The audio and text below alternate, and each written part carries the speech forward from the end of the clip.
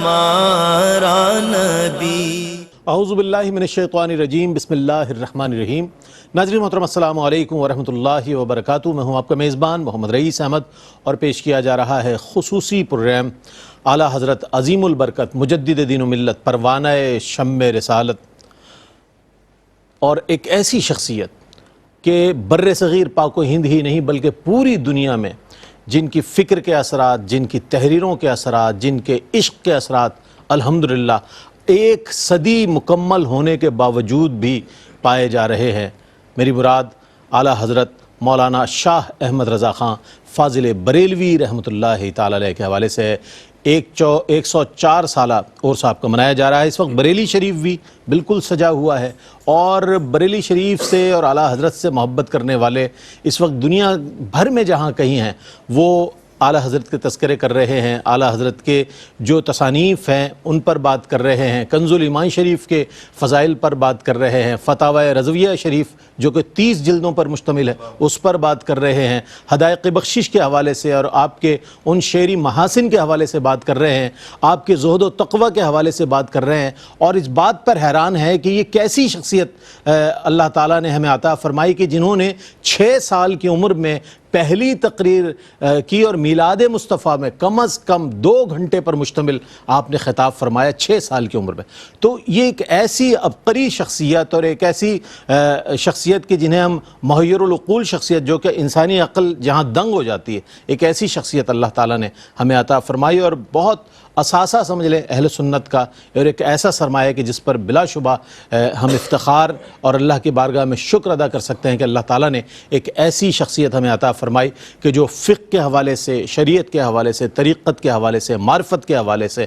ہر حوالے سے ہم دیکھیں تو اعلیٰ حضرت کی شخصیت ایک بڑی کمال شخصیت نظر آتی ہے، اور عشق رسول جو ہے وہ سب سے نمایاں نظر آتا ہے آپ کی پوری شخصیت میں، پوری حیات مبارکہ میں۔ تو آج آپ کی خدمت میں، آپ کے عرس کے موقع پر ARYQ TV آپ کی خدمت میں خراج عقیدت پیش کر رہا ہے، اور شاید ہی کوئی ایسا مسلمان اور عاشق رسول ہوگا کہ جو اعلیٰ حضرت سے محبت نہ کرتا ہو، اعلیٰ حضرت سے عقیدت نہ رکھتا ہو، یا اعلیٰ حضرت کے عشق رسول صلی اللہ علیہ وآلہ وسلم کا معترف نہ ہو، ممکن ہی نہیں ہے۔ تو الحمدللہ آج ایسی عظیم شخصیت پر ہم بات کر رہے ہیں۔ ہمارے ساتھ موجود ممتاز و معروف عالم دین جو الحمدللہ قرآن کریم کی تعلیمات کے حوالے سے اور تفاسیر کے حوالے سے، اپنے بیانات کے حوالے سے، فتاوے کے حوالے سے پوری دنیا میں اپنی ایک پہچان رکھتے ہیں، بہت پیار کیا جاتا ہے، آپ سے محبت کی جاتی ہے۔ علامہ مفتی محمد سہیل رضا امجدی صاحب تشریف فرمائیں۔ السلام علیکم ورحمۃ اللہ وبرکاتہ۔ السلام ورحمۃ اللہ وبرکاتہ۔ میرے بائیں جانب تشریف فرما ممتاز و معروف عالم دین اور قرآن و حدیث کے حوالے سے بہت ہی خوبصورت اور مدلل گفتگو فرمانے والی شخصیت، اور بطور خاص جو ان کا وصف خاص ہے وہ سیدی اعلیٰ حضرت کے حوالے سے جب بات کرتے ہیں، آپ کی سیرت کے حوالے سے، آپ کے اشعار کے حوالے سے، آپ کی تحریروں کے حوالے سے، آپ کی تحقیق کے حوالے سے، تو یہ شخصیت ایسی، یعنی 55 علوم کے حوالے سے اگر ہم بات کریں نا اعلیٰ حضرت کی، تو میرا خیال ہے مفتی صاحب اس پر بھی بہت ہی عمدہ کلام فرمائیں گے۔ میری مراد مفتی احسن نوید نیازی صاحب تشریف فرمائیں۔ السلام علیکم ورحمۃ اللہ وبرکاتہ۔ وعلیکم السلام ورحمۃ اللہ۔ اور آپ کے ساتھ تشریف فرمائے عالمی شہرت یافتہ سناخہ جناب الحاج محمود الحسن اشرفی صاحب۔ السلام علیکم ورحمۃ اللہ۔ وعلیکم السلام ورحمۃ اللہ۔ اور آپ کے ساتھ تشریف فرما میرے دائیں جانب عالمی شہرت یافتہ سناخہ جناب قاری محسن قادری صاحب۔ السلام علیکم ورحمۃ اللہ وبرکاتہ۔ اچھا، میں چاہوں گا محمود بھائی سے کہ اپنے کلام سے آغاز کریں، اور پھر انشاءاللہ ہم اعلیٰ حضرت کی شخصیت کے حوالے سے اور آپ کے فضائل و کمالات کے حوالے سے بات کریں۔ بسم اللہ۔ بہت خوبصورت ایک کلام مجھے اعلیٰ حضرت کا بسم بہت اللہ، پسند بسم ہے، اللہ، بسم پیش اللہ، کر رہا ہوں۔ ارشاد۔ ہے کلام الہی میں شمس و ضحیٰ، تیرے چہرۂ نور فضا کی قسم، ہے کلام الہی میں شمس و ضحیٰ، تیرے چہرۂ نور فضا کی قسم، قسم شب تار میں راز یہ تھا کہ حبیب کی زلف دوتا کی قسم قسم شب تار میں راز یہ تھا کہ حبیب کی زلف دوتا کی قسم تیرے خلق کو حق نے عظیم کہا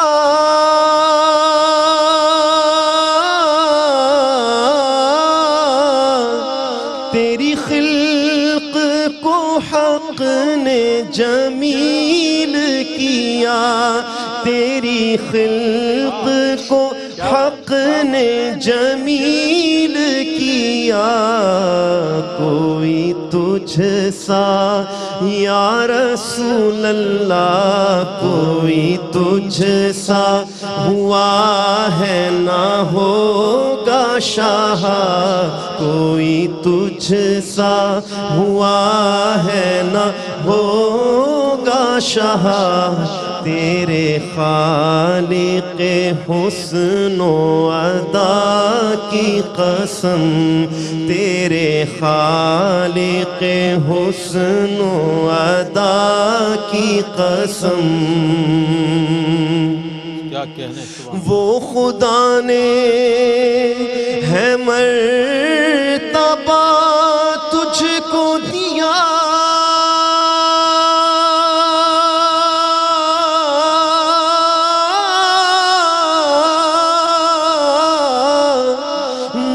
کسی کو یہی کہتی ہے بلبل باغ جنا کہ رضا کی طرح کوئی سحر بیان نہیں ہند میں واصف شاہ ہدا نہیں ہند میں واصف شاہ ہدا مجھے شوخی طبع رضا کی قسم تو ہی سرور ہر دو جہاں ہے شاہ تیرا مثل نہیں ہے خدا کی قسم سبحان اللہ سبحان اللہ سبحان اللہ کیا کہنے 104 سال گزر گئے ہیں جناب اعلیٰ حضرت کو پردہ فرما کر لیکن آپ کی نعتیہ شاعری کے اثرات اتنے گہرے ہیں کہ آج بھی کسی محفل میں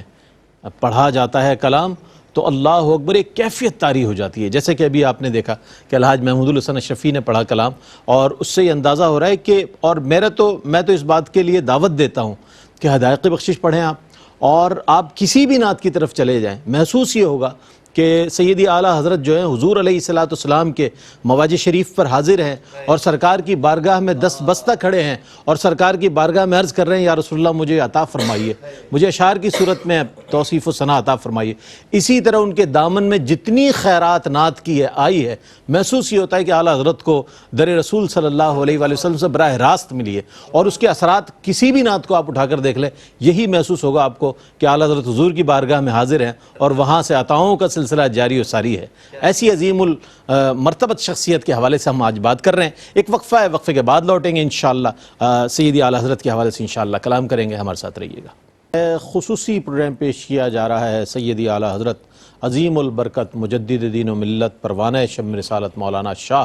احمد رضا خان فاضل بریلوی رحمۃ اللہ تعالی علیہ کے حوالے سے اتنی بڑی شخصیت اور اتنی زیادہ آپ کے فضائل ہیں اتنی خوبیاں ہیں تو آپ کی شخصی تعارف کے حوالے سے ہم چاہیں گے کہ قبلہ مفتی محمد سہیل اعظم جدی صاحب کو ارشاد فرمائیں بسم اللہ الرحمن الرحیم اللہم صلی علی سیدنا و مولانا محمد وعلی آلہ و اصحابہ وبارک وسلم بہت بہت شکریہ قبلہ رئیس بھائی اور آج ہماری خوش نصیبی ہے الحمدللہ کہ ہم ان کے عرس کے ایام میں یہاں پر اور آج جو دن گزرا ہے 25 صفر بالکل آج ہی گزری ہے الحمدللہ ان کے عرس کی تاریخ ہے اور ARYQ TV کو یہ فیضان حاصل ہے یہ افتخار حاصل ہے کہ پہلی مرتبہ میڈیا کی تاریخ میں اگر عرس پر لائیو پروگرام منعقد کیا تو ARYQ ٹی وی نے کیا ہے الحمدللہ. اور میں اکثر کہتا ہوں کہ ARYQ ٹی وی جو ہے وہ سب کی طرف سے کفارے ادا کرتا ہے الحمدللہ. اچھا یہاں پر جو بات آپ کر رہے ہیں نا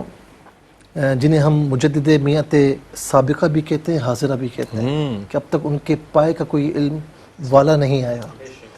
تو ان کی بات کر رہے ہیں کہ شخصی تعارف. اب میں سوچ رہا ہوں کہ میں کس انداز میں تعارف کرواؤں.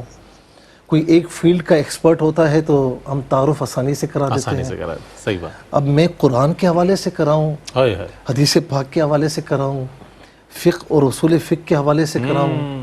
یا اصول حدیث کے حوالے سے کراؤں، جہد شخصیت، یا دنیاوی ایجوکیشنز ہیں، سائنس ہے، بایولوجی ہے، عصری علوم کے حوالے سے، اور ارضیات، فلکیات ہے، لوگارتھم ہے، میتھمیٹکس ہے، الجبرا علم ہے، نجوم ہے، میں علم نجوم ہے، میں کس حوالے سے آپ کا تعارف کرواؤں؟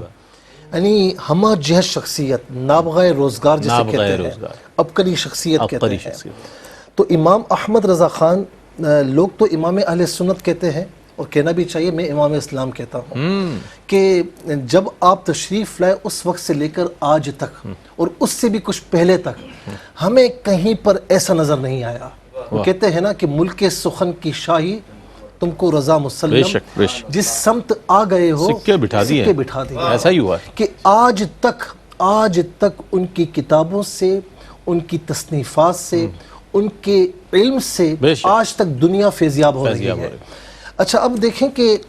ایک شخصیت ہوتی ہے نا تو اس کا خاندان بھی دیکھا جاتا ہے کہ اس کے خاندان کے جو مورث اعلیٰ ہیں وہ کیا تھے. یعنی ایسا نہیں تھا کہ دنیاوی طور پر بھی کچھ بھی نہ ہو، دنیاوی طور پر بھی تھے اور دینی طور پر بھی تھے. مثال کے طور پر آپ کے جو مورث اعلیٰ ہیں جن کا نام مولانا سعید اللہ خان صاحب ہے، سعید اللہ خان صاحب کے نام سے ہیں رحمۃ اللہ تعالی علیہ. یہ باقاعدہ جب قندھار میں تھے، پھر وہاں سے افغانستان میں، پھر وہاں سے لاہور تشریف لائے، پھر وہاں سے آپ جو ہے وہ یعنی دہلی تشریف لائے. وہاں پر باقاعدہ سپاہیوں کی تربیت فرماتے رہے. پھر مسلمانوں کے خلاف جہاں بغاوتیں ہوئیں ان بغاوتوں کو کچلا بھی، ٹھیک ہے. اور یعنی جاگیریں بھی آپ کے یہاں تھیں.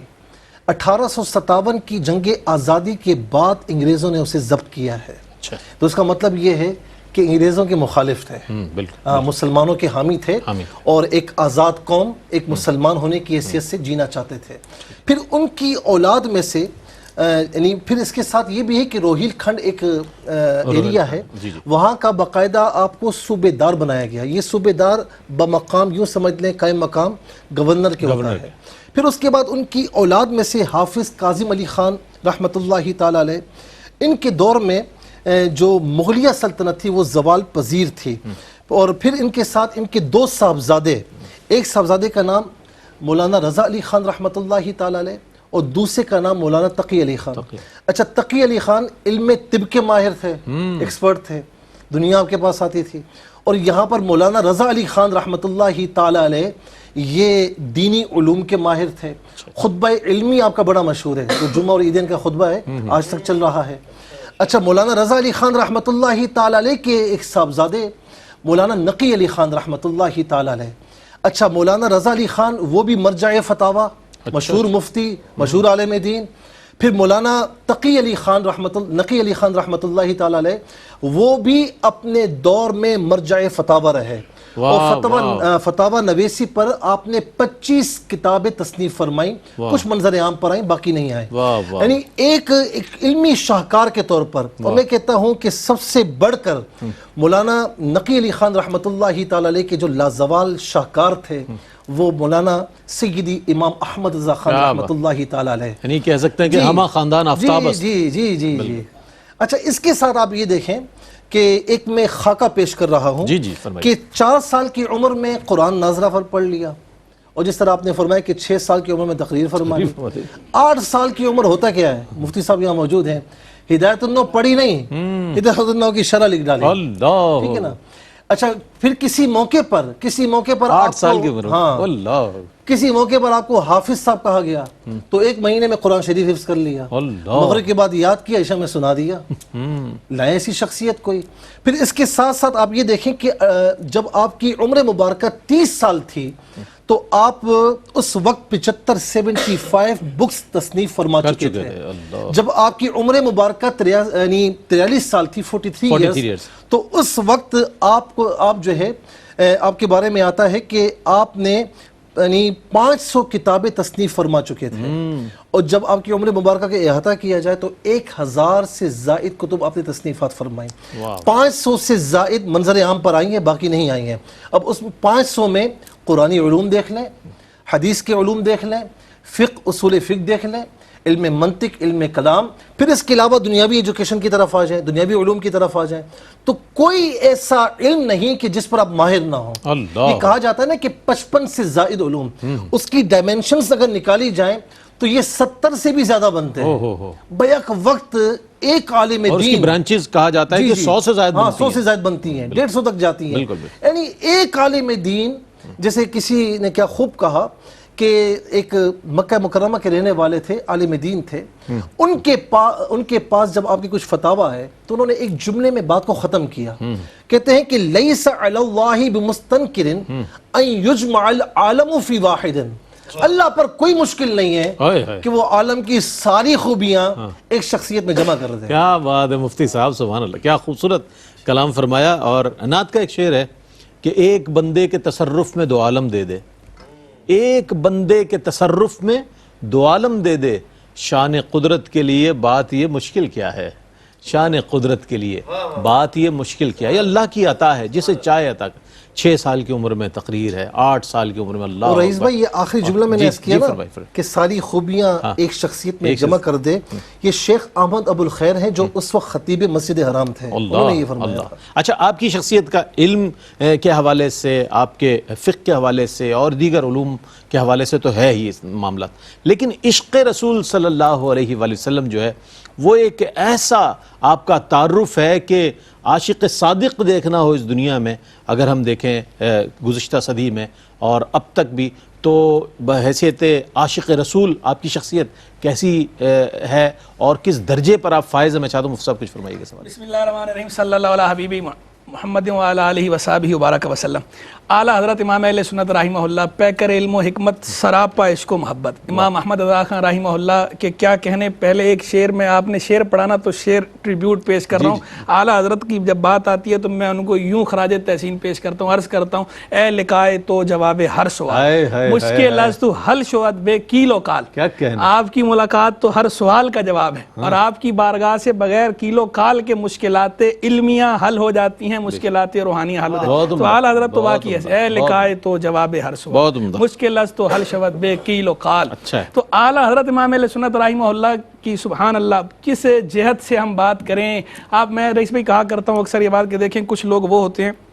کہ عقل کا معاملہ ان کا بہت کامل ہوتا ہے، اصحاب خرد کے امام ہو جاتے ہیں، لیکن عقلی منہ شگافیاں چونکہ بہت زیادہ ہوتی ہیں، اس لیے لطیف جذبات والا معاملہ تھوڑا کمزور رہ جاتا ہے، قلب کا معاملہ ذرا کمزور ہو جاتا ہے۔ دوسری طرف جب ہم دیکھتے ہیں دوسری سائڈ، دوسری انتہا کہ کچھ لوگ جو ہے وہ قلب کے بڑے رقیق ہوتے ہیں، نرم دل ہوتے ہیں، رقیق القلب ہوتے ہیں، لطیف جذبات میں تو ان کے کیا کہنے، سوز کی کیا بات ہے ان کی، لیکن پھر جو عقل والا معاملہ ہے وہ اس کے مقابلے میں تھوڑا کمزور ہوتا ہے۔ لیکن یہاں جب ہم اعلیٰ حضرت امام اہل سنت رحمہ اللہ کو دیکھتے ہیں تو کیا کہنے، ہمیں ان کا دماغ، ان کی عقل اور ان کا قلب دونوں ہی یکساں جوبن پر نظر آتے ہیں۔ ایک حسین توازن، حسین امتزاج نظر آتا ہے کہ اصحاب خرد کے بھی آپ امام نظر آتے ہیں، اہل دل کے بھی آپ امام نظر آتے ہیں۔ اصحاب خرد بھی آپ سے روشنی حاصل کرتے ہیں اپنی عقل کی، اور اہل دل بھی آپ سے حرارت حاصل کرتے ہیں اپنی محبت کی اور اپنے عشق کی۔ تو اعلیٰ حضرت امام اہل سنت رحمہ اللہ نے تمام علوم و فنون کے ساتھ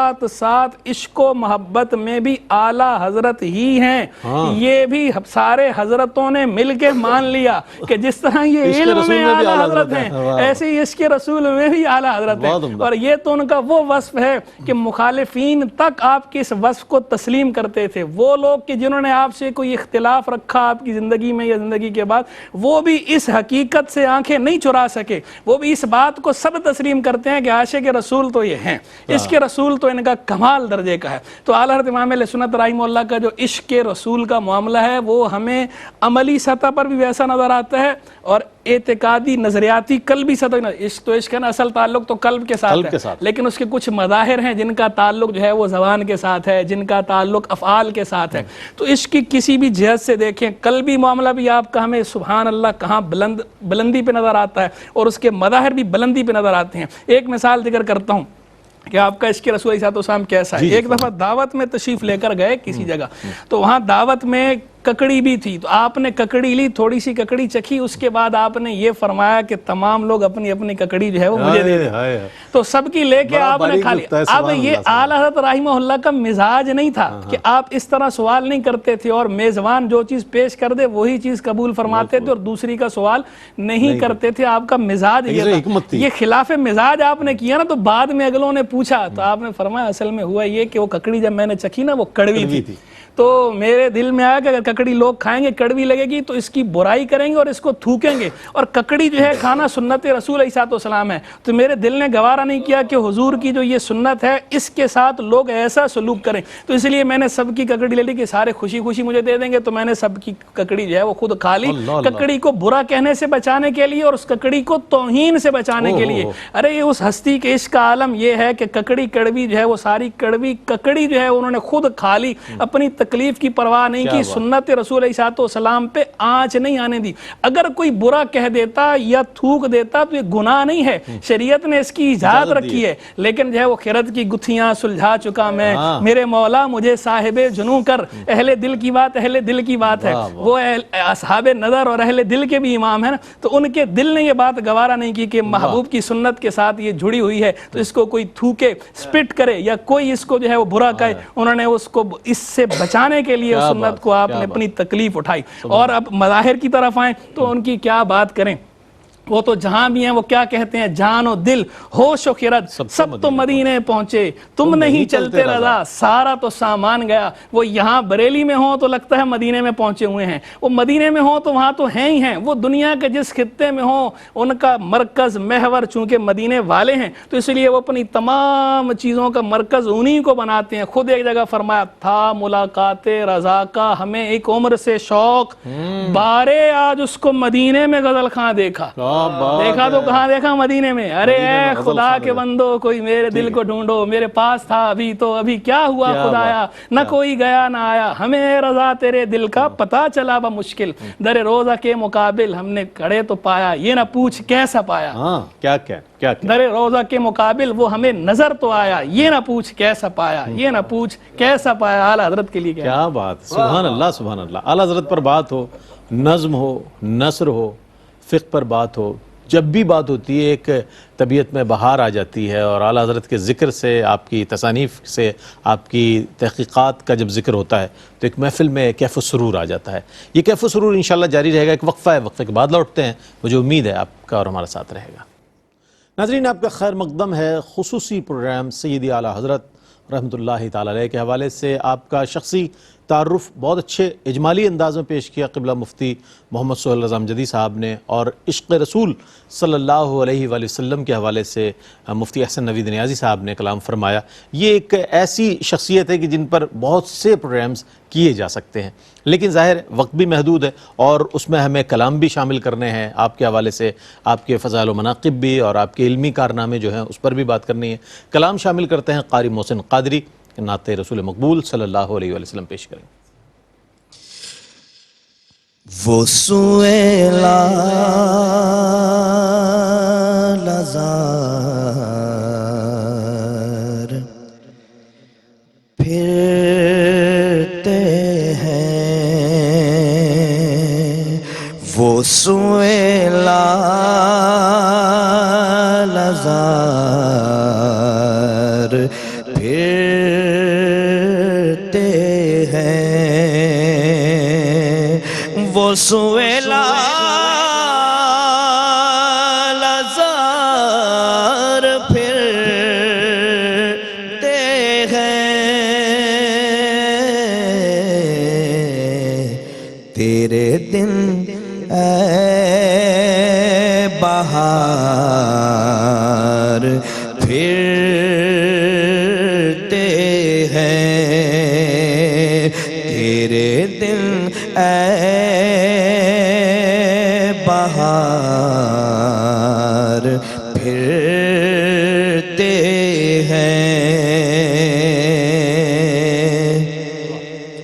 اس گلی کا گدا ہوں میں جس میں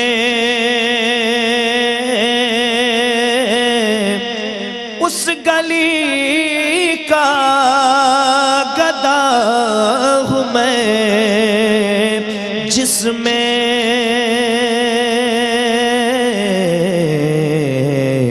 مانگتے تاجدار پھرتے ہیں، مانگتے تاجدار پھرتے ہیں، جو تیرے سے یار پھرتے ہیں، جو تیرے در سے یار پھرتے ہیں، در بدر یوں ہی خار پھرتے ہیں، در بدر یوں ہی خار پھرتے ہیں، ہائے غافل وہ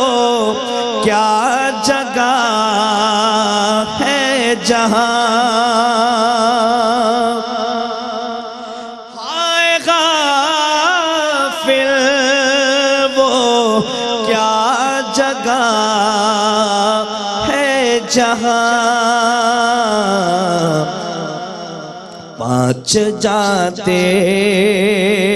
ہیں چار پھرتے ہیں، پانچ جاتے ہیں چار پھرتے ہیں، کوئی کیوں پوچھے تیری بات رضا، کوئی کیوں پوچھے تیری بات رضا،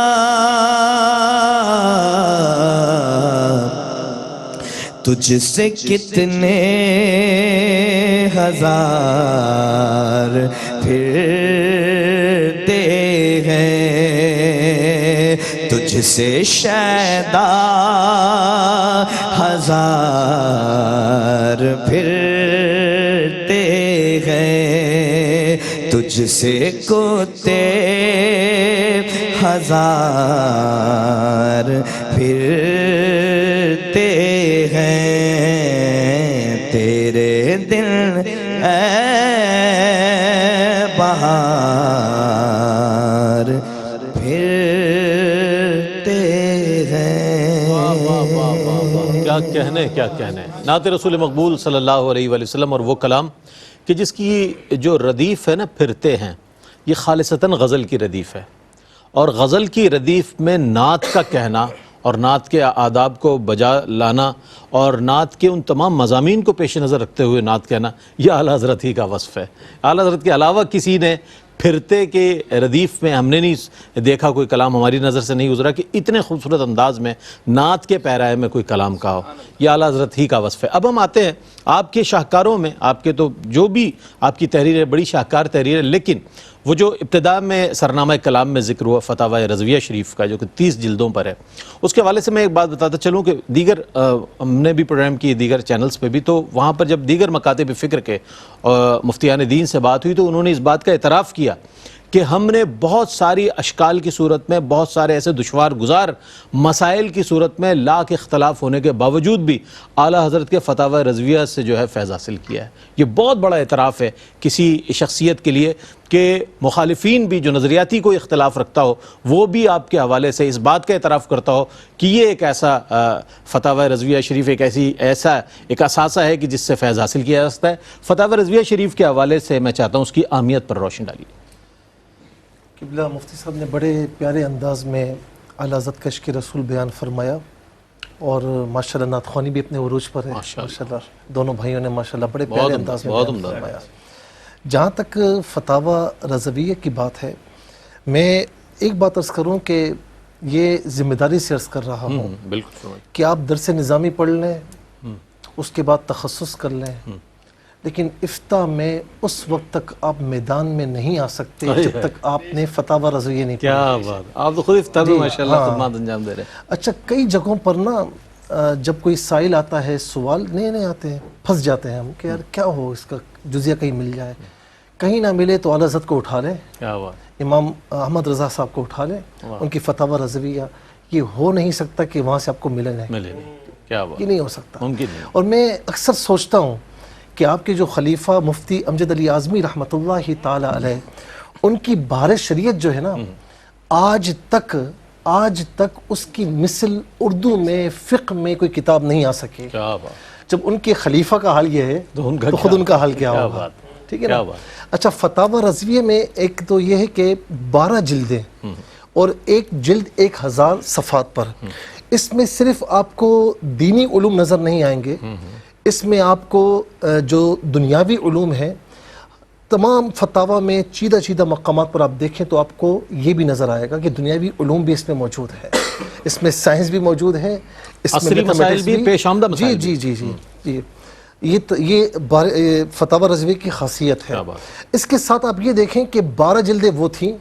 جب تخریج کا کام کیا گیا تو 30 سے زائد جلدیں منظر عام پر آئیں. اللہ اکبر. اور میں یہ کہتا ہوں کہ آئندہ آنے والے دنوں میں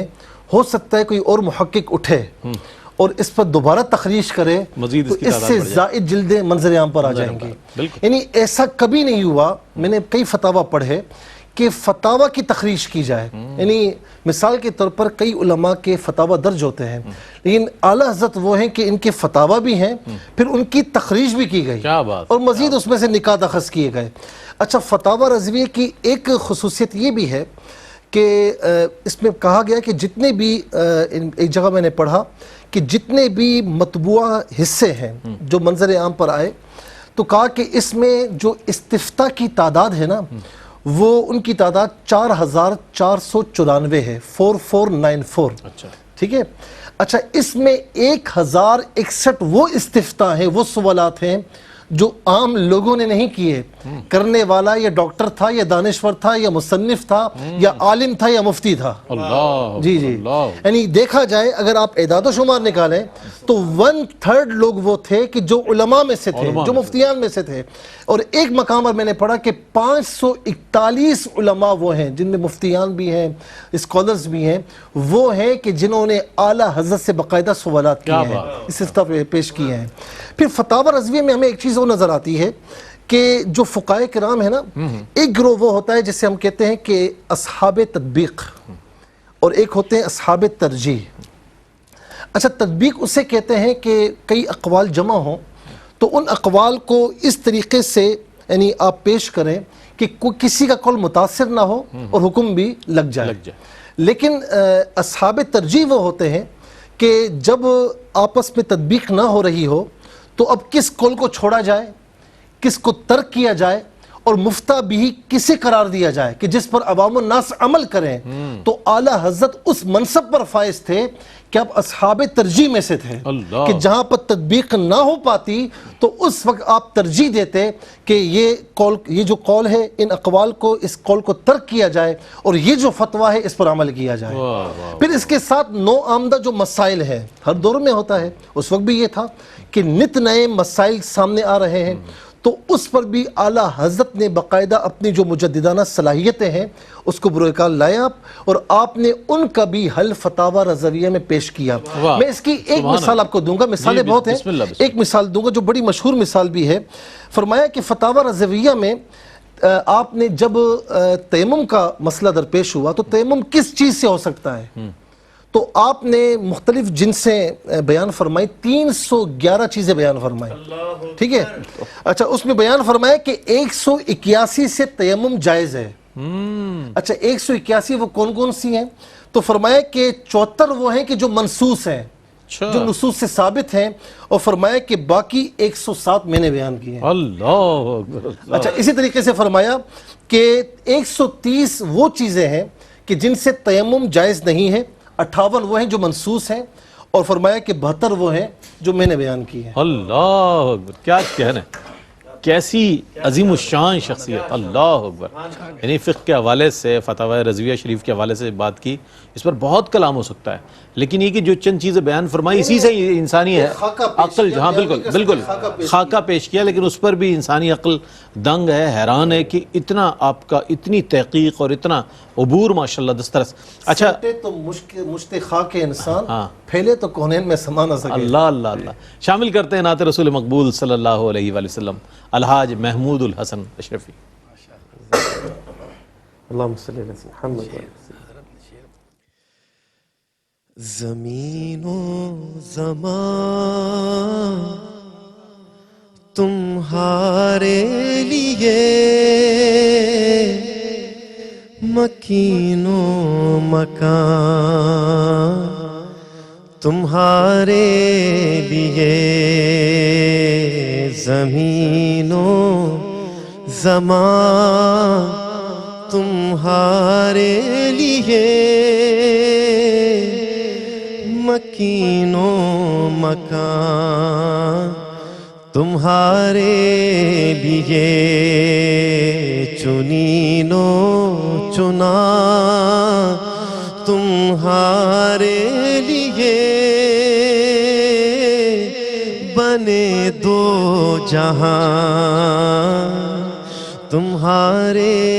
لیے، دہن میں زبان آقا تمہارے لیے، بدن میں ہے جان تمہارے لیے،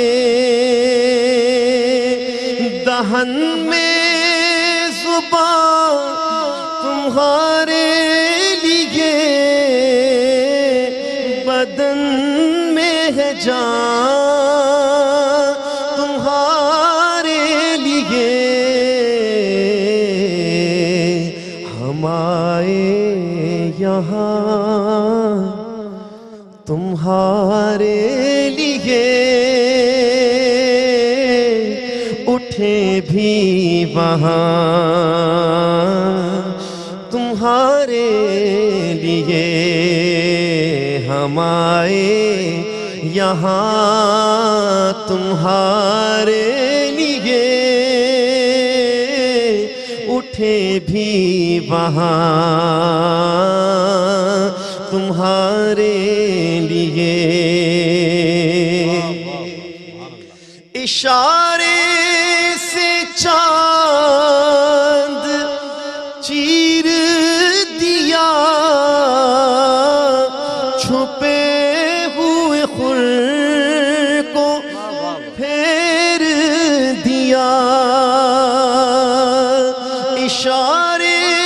سے چاند چیر دیا، چھپے ہوئے خور کو پھیر دیا، گئے ہوئے دن کو عصر کیا، یہ تاب و تواں تمہارے لیے، خلیل و نجی مسیح و صفی سبھی سے کہیں بھی بنی یہ بے خبری کے خلق پھری کہاں سے کہاں تمہارے لیے صبا ہو چلے کہ باغ پھلے وہ پھول کھلے کہ دن ہوں بھلے صبا وہ چلے کہ باغ پھلے وہ پھول کھلے کہ دن ہو بھلے لوا کے تلے ثنا میں کھلے رضا کی زبان تمہارے لیے ہم آئے یہاں تمہارے لیے اٹھے بھی وہاں تمہارے لیے سبحان اللہ سبحان اللہ سبحان اللہ. کلام اعلیٰ حضرت نے حضور علیہ السلام کے امتی کی زندگی کا پورا نصاب جو ہے ایسا لگتا ہے کہ ترتیب دے دیا ہے کہ دہن میں زباں تمہارے لیے بدن میں ہے جاں تمہارے لیے ہم آئے یہاں تمہارے لیے اٹھیں بھی وہاں تمہارے. ایسا لگتا ہے پوری زندگی کا نصاب دے کر چلے گئے ان دو مصروں میں. اور اگر دیکھا جائے تو واقعتاً ایک حضور علیہ السلام کی امتی کی زندگی ایسی ہی ہونی چاہیے. اور دوسری جہت میں اگر ہم دیکھیں تو اعلیٰ حضرت جو ہے کل وقتی شاعر نہیں ہے. ان کے علوم اور فنون کے حوالے سے بہت بڑا ایک دائرہ نظر آتا ہے. جب شاعری کی جتنی شاعری کی کمال کیا آپ نے نعتیہ شعری اگر ہم دیکھیں نعت یا قصیدہ نور کے حوالے سے دیکھیں قصیدہ معراج کے حوالے سے دیکھیں سلام رضا کے حوالے سے کسی بھی جہت میں آپ دیکھیں اور کسی بھی صنف میں دیکھیں تو آپ کمال شاعر نظر آتے ہیں. تو یہ کل وقتی شاعر نہیں ایک ایسے شاعر کا کلام ہے کہ جو عالم باعمل ہے صوفی باصفا ہے اور فقہ پر مکمل دسترس رکھنے والی شخصیت. ایک وقفہ ہے وقفے کے بعد لوٹتے ہیں. مجھے امید ہے آپ کو اور ہمارے ساتھ رہے گا. کون دیتا ہے دینے کو منہ چاہیے کون دیتا ہے دینے کو منہ چاہیے دینے والا ہے سچا ہمارا نبی.